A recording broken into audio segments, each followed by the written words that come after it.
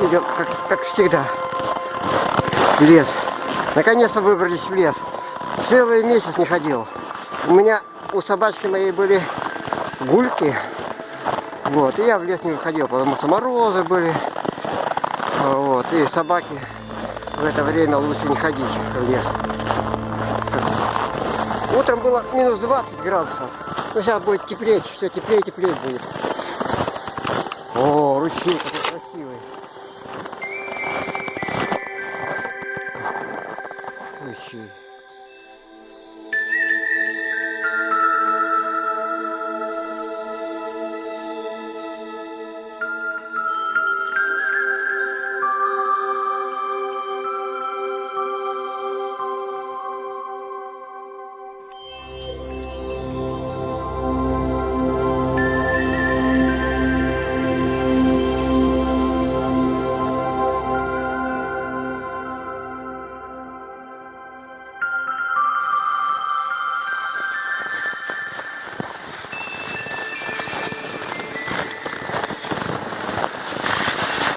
О, как темно.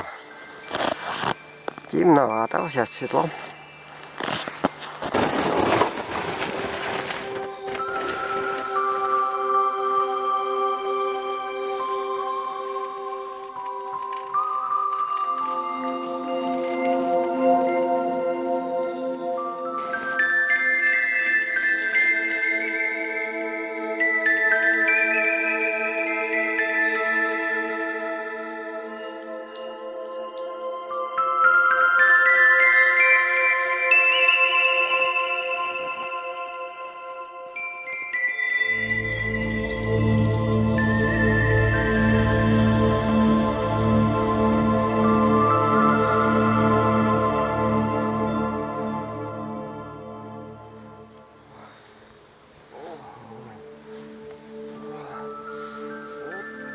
Вот это снега. Снега по пояс. Огромное количество снега.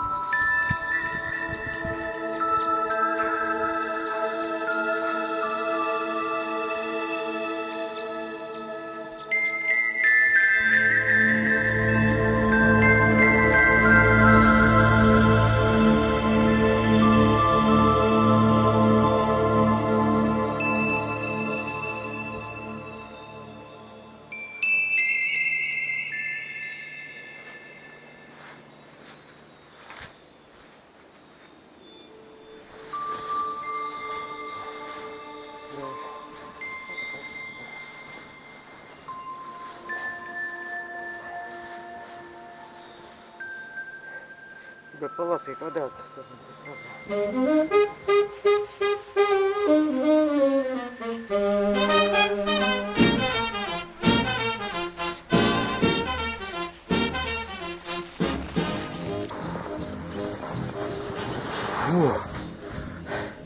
Сколько много снега по пояс.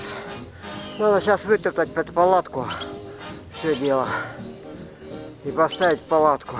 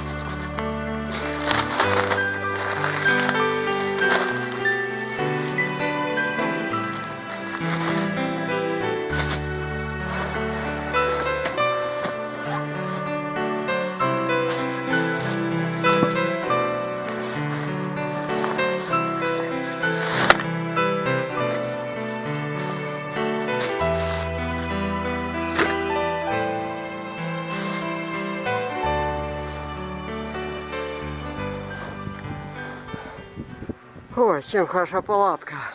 Поставил, закинул все. И как бы все уже сделано. Как бы все в домике, ничего не раскидано. Сейчас пойду санкой принесу. Потом сейчас дровами идти, печку делать.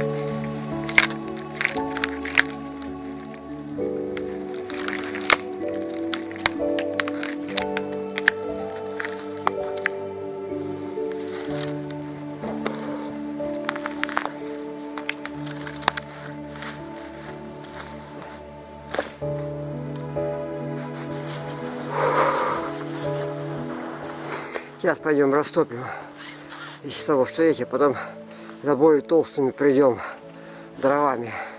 Надо отдохнуть немножко.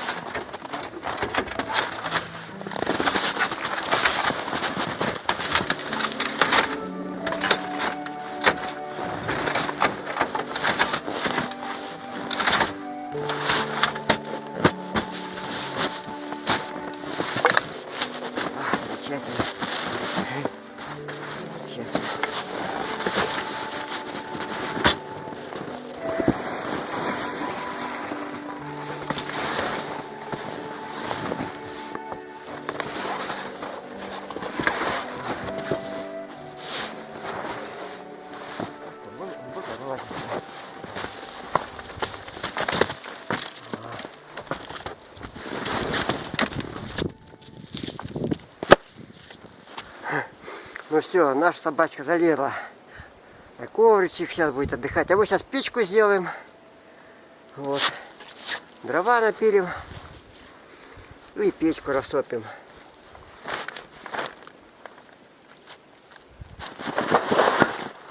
Вот печка. Печка.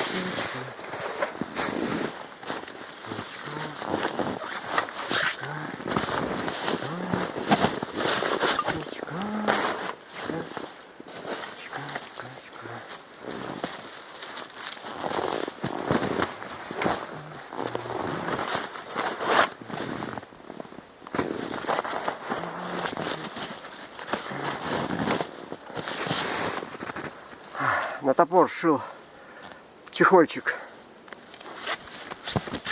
Теперь вот собачка пошла выяснять отношения. Что-то и подозрительным показалось.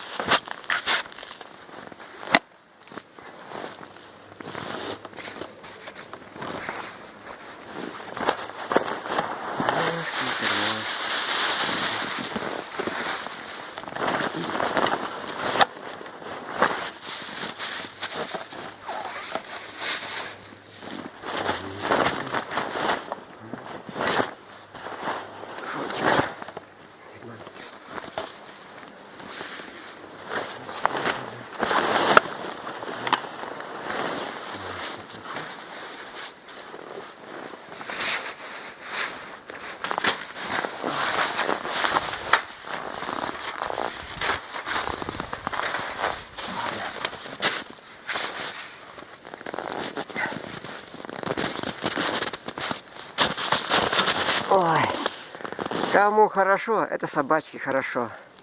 На солнышке лежит, на ковричке. А вот что, морозяка. Вот. А мы на солнечное место палатку поставили, потому что здесь солнце. Полдня будет солнце вот так по кругу идти.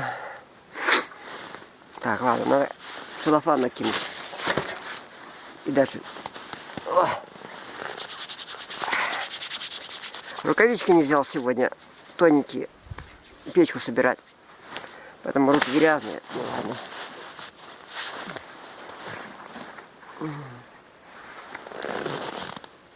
Будем работать дальше.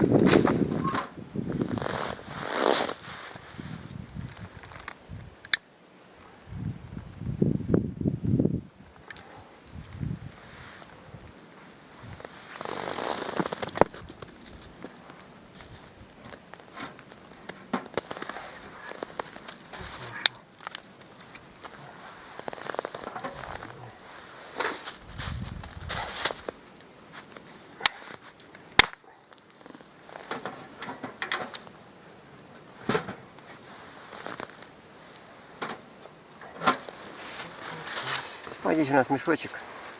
Это такой для снега. Специально такую пришел карман и дырочку для снега. Тут можно было прямо снег оттуда брать.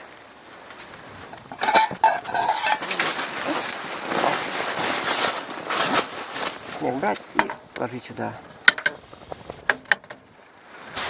Вот. Ну все, суп сварился. Суп с тушеночкой, с картошечкой суп.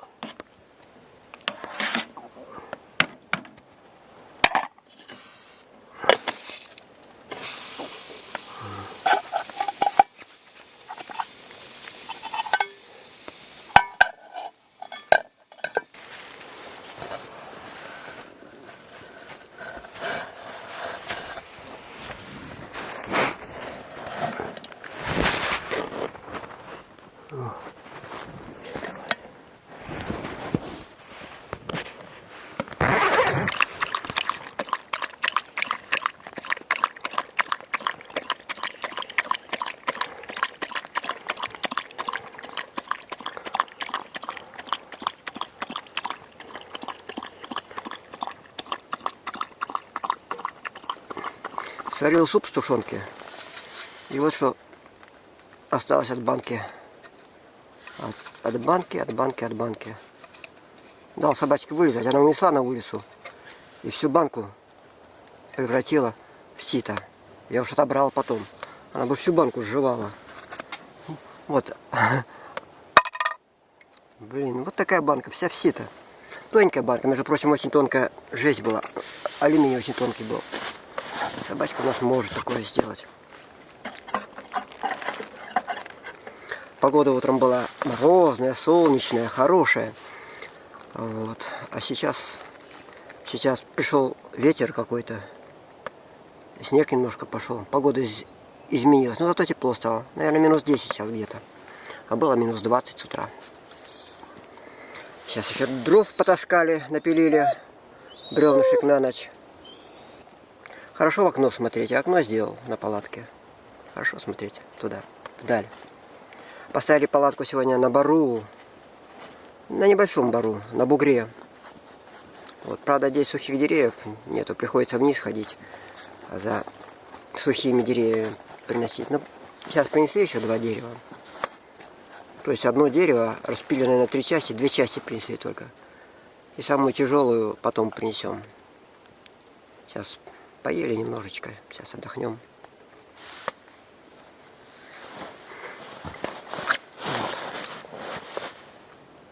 Вот.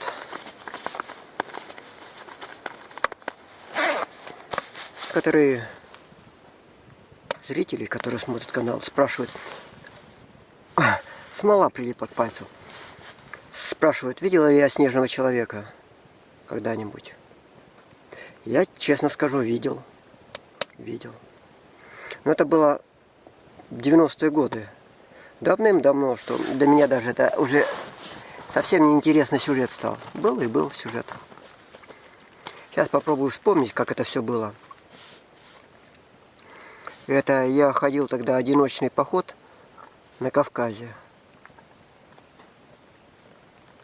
Вот. На Кавказе ходил. И вот я поднимался по одному залесенному хребту. Ну, лес рос. И маленькая тропинка шла прямо по хребту. Поднимался. А я никогда в жизни змей не видел. Вот. У нас нету змей просто. Не видел вживую. И вдруг поднимаюсь, а там тропинка шла через камни. То на камни приходится залазить, то опять по такому скальному участку идти. И поднимаюсь, и передо мной камень. И смотрю, 2 огромные змеи стоят. Они вот так встали. Вот. Прямо на камне. Друг на друга смотрели. Я не знаю, я в змеях не разбираюсь.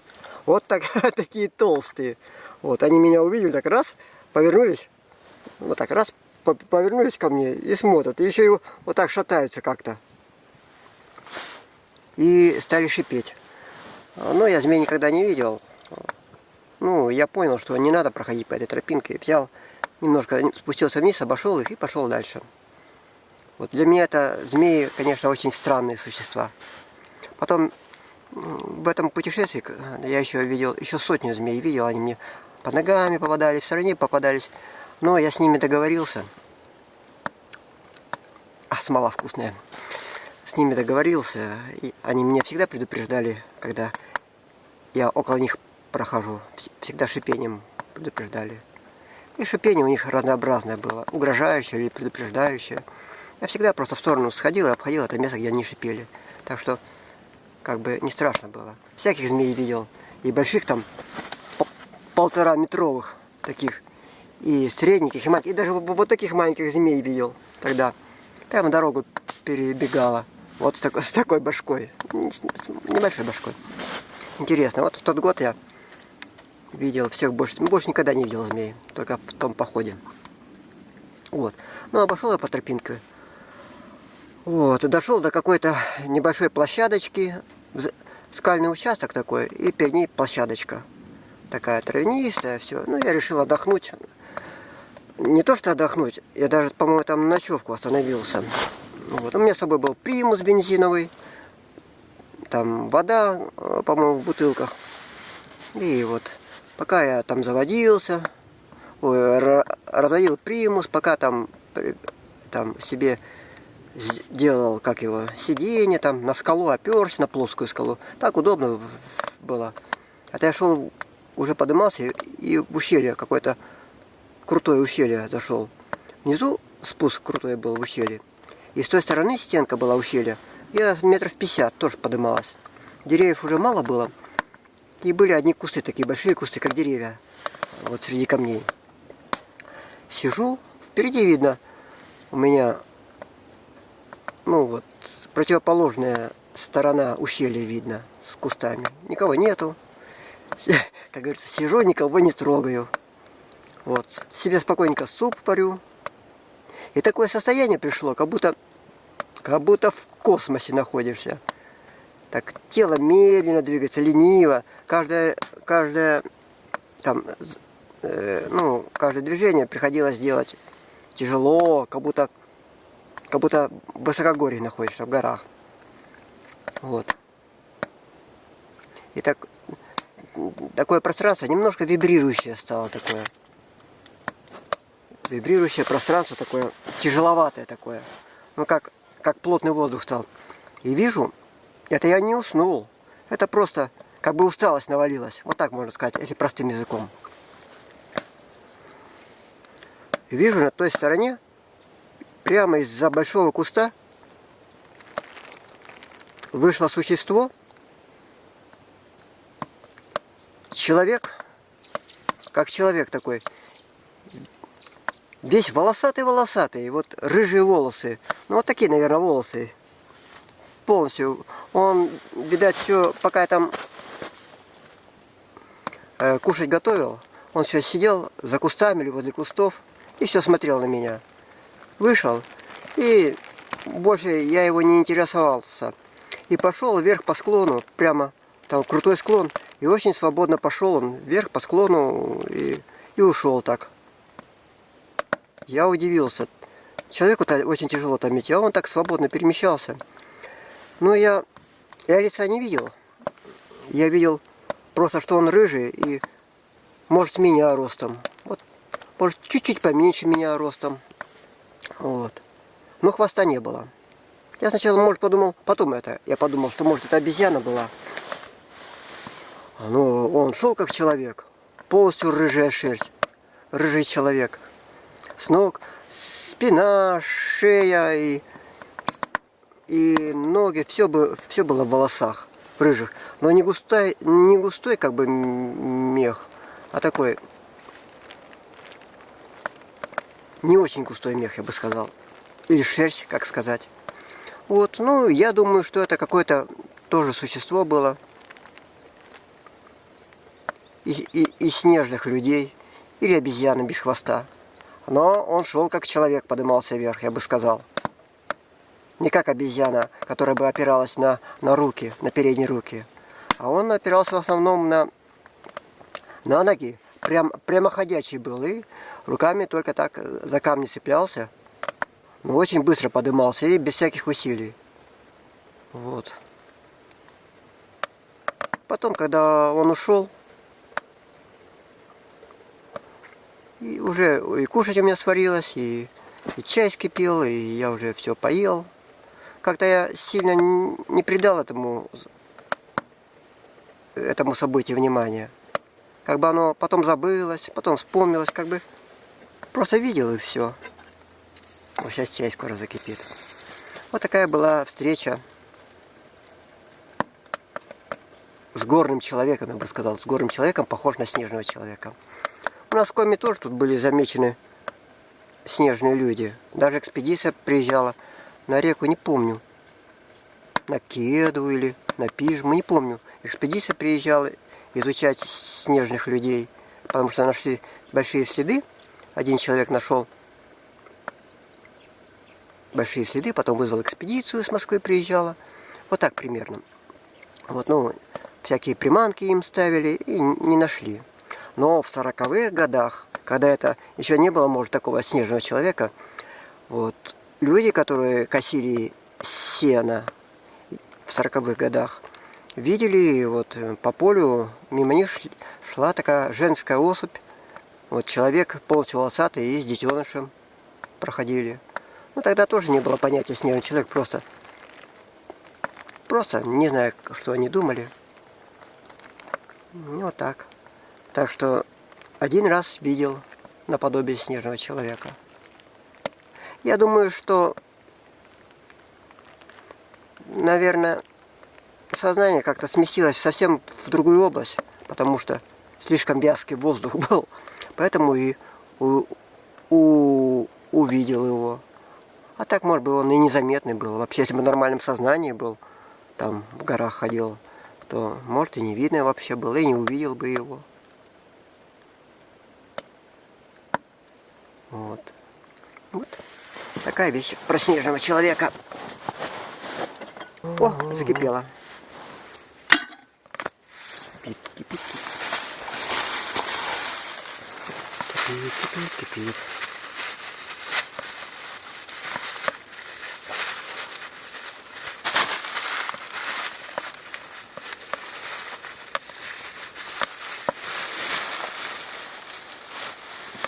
О, Боля, видишь, какие у меня спички есть? Как спички. Ладно, достаточно.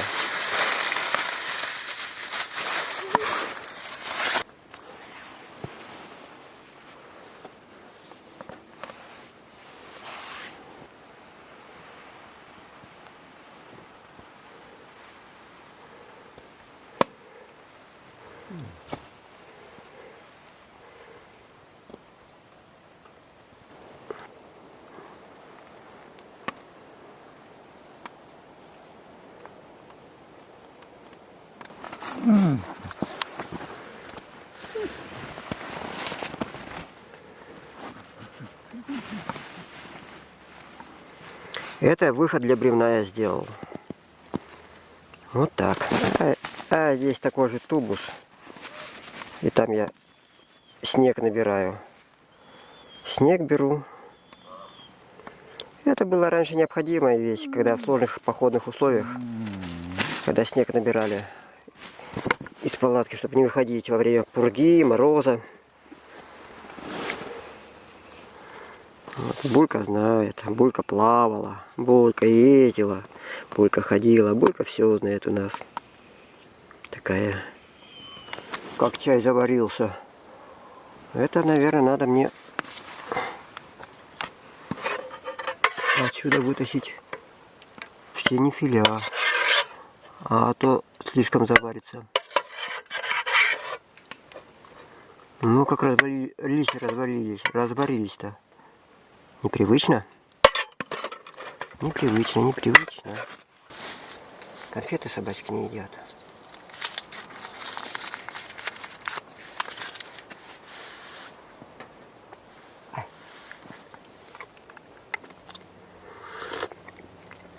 Какой горячий чай.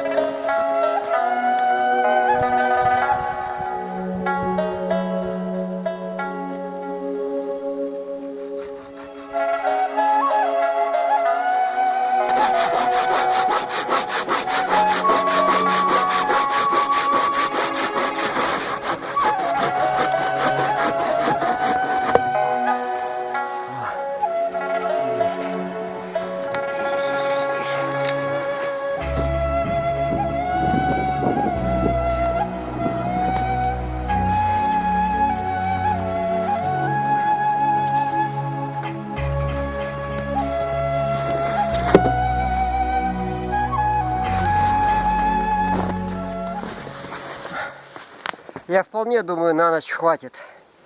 Там еще осталось одно бревнышко. Ну, его оставим. Этого должно хватить на ночь. Фу.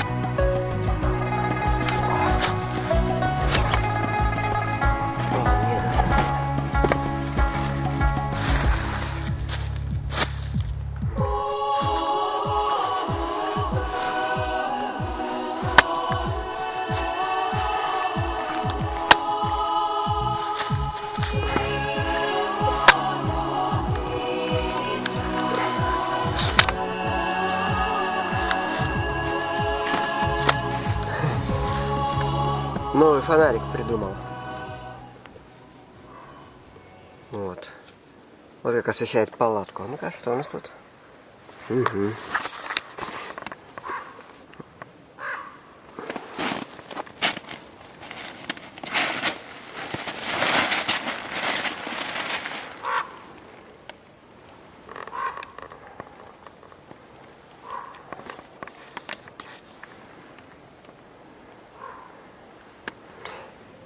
Ох, как все замечательно устроено.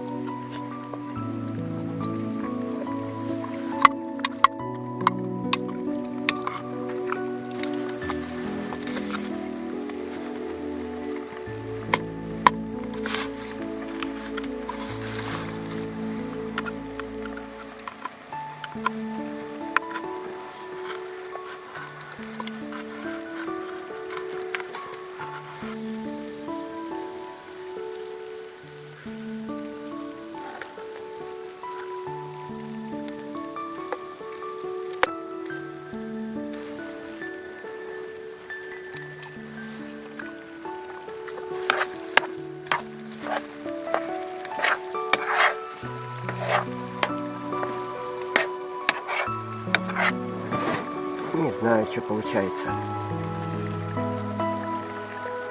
Картошка. Ложить себе. И себе, и собачке оставить. Половину себе, а половину собачке.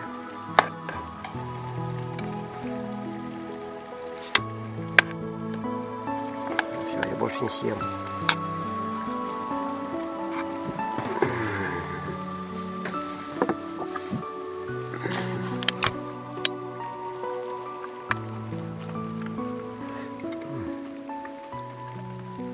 Вкусно. Картошка мягкая. Сладкая. Видать, немножко картошка подморозилась, пока я нес.